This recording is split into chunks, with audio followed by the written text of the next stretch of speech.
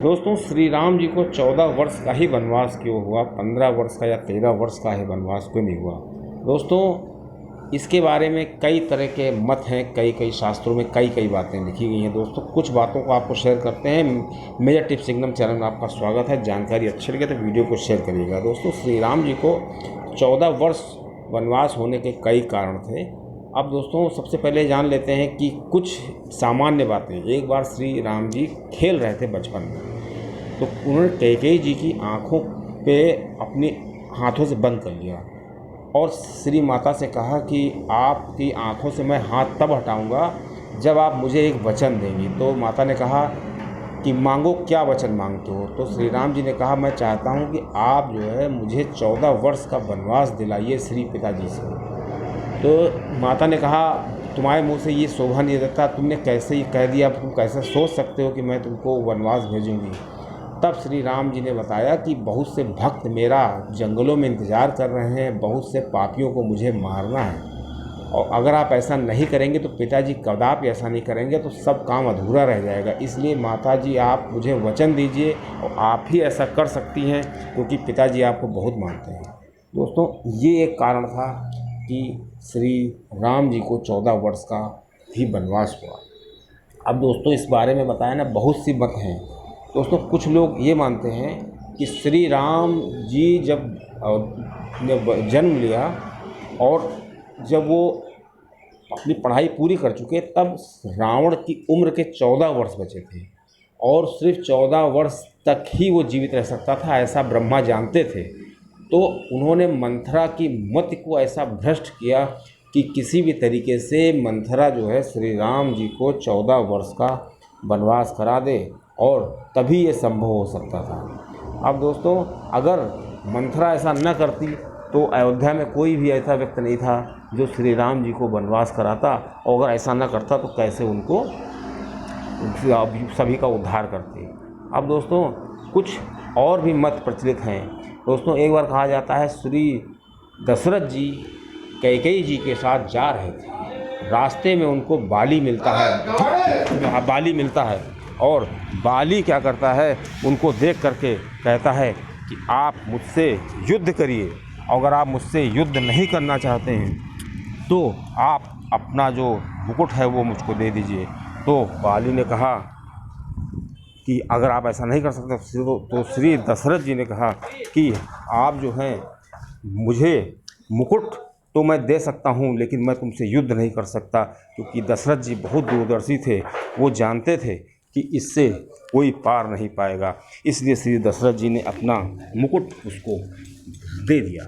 ये चीज़ कैकेयी जी को अच्छी नहीं लगी और कैकेयी जी बहुत ही शर्मिंदा हो गई और उन्होंने प्रण खा लिया था कि मैं किसी भी हालत में इससे बदला लेके रहूँगी। इसी वजह से श्री कैकेयी जी ने श्री दशरथ जी से के अपमान का बदला लेने के लिए श्री राम जी को 14 वर्ष का वनवास कराया। दोस्तों, ऐसा भी माना जाता है, और दोस्तों ऐसा भी माना जाता है कि पूर्व जन्म में, उस समय त्रेता युग में, ये माना जाता था कि अगर किसी व्यक्ति को 14 वर्ष का वनवास हो जाए तो वो कभी भी राजा नहीं बन सकता।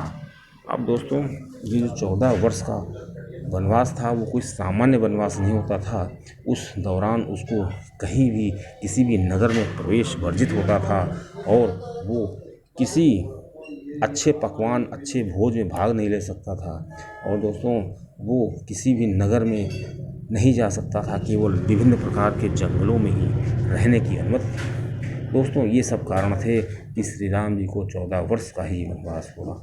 अब दोस्तों, आइए जान लेते हैं कि वनवास के दौरान श्री राम जी मुख्य किन किन स्थानों पर रहे। दोस्तों, जब श्री राम जी अयोध्या से निकले, उसके बाद वो श्री तमसा नदी के किनारे गए और तमसा नदी पार करके वो श्री श्रृंगबेरपुर के जंगलों में गए, और श्रृंगबेर कुछ पुर पहुँचने के बाद उन्होंने अपना रथ वगैरह सब वापस कर दिया और प्रयागराज पहुँच गए। और दोस्तों, जब प्रयागराज पहुँचे, उसके बाद उनकी मुलाकात भरद्वाज ऋषि से हुई और इसी में केवट संवाद भी हो गया था, केवट से मुलाकात भी हो गई थी और भरद्वाज जी से उन्होंने रहने के लिए उचित स्थान पूछा, क्योंकि भरद्वाज जी बहुत अनुभवी थे। और दोस्तों सब भरद्वाज जी ने ध्यान करके बताया कि आपके रहने के लिए सबसे उत्तम स्थान चित्रकूट है।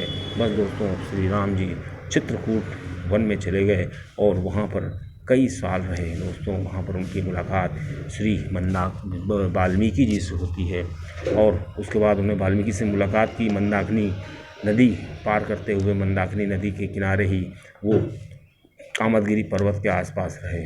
अब दोस्तों उसके बाद क्या हुआ, श्री राम जी दंडकारण्य वन की तरफ गए और दोस्तों वहाँ पर उनकी मुलाकात अत्रि ऋषि से हुई। दोस्तों सती अनुसुईया का जो पैकेज था वो भी श्री अनुसुईया जी से मुलाकात वहीं पे हुई और वहीं पर उन्होंने विराट नामक राक्षस का वध किया।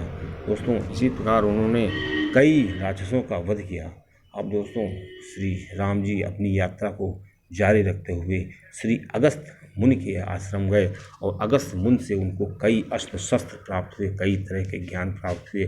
फिर वो उसके बाद अत्रि ऋषि के मिले और दोस्तों उसके बाद वो पंचवटी के स्थान में रहे और पंचवटी में उन्होंने काफ़ी समय बिताया।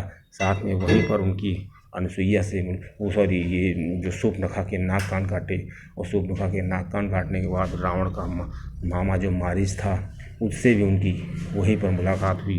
दोस्तों बताया जाता है पंचवटी के बाहर जटायु जो जी थे वो उनके कुटिया की रक्षा किया करते थे।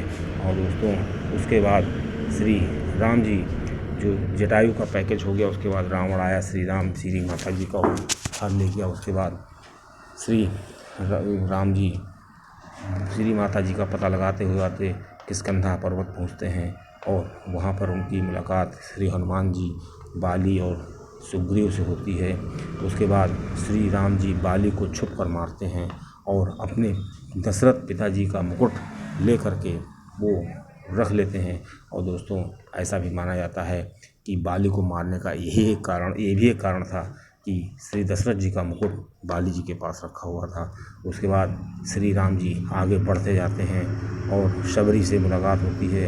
उसे धीरे धीरे वो श्री राम जी पता लगा लेते हैं, जो सुग्रीव लोग हैं, श्री हनुमान जी लंका पार करते हैं, श्री सीता जी का पता लगाते हैं, मधुबन में आकर के फल फूल खाने लगते हैं। तब श्री राम जी को लगने लगता है कि हाँ, अगर सुग्रीव कहता है कि अगर श्री सीता जी का पता ना लगाया होता तो कभी हनुमान जी या जो बानर थे मधुबन के जंगलों में नहीं आ सकते हैं, मधुबन के उपवन में।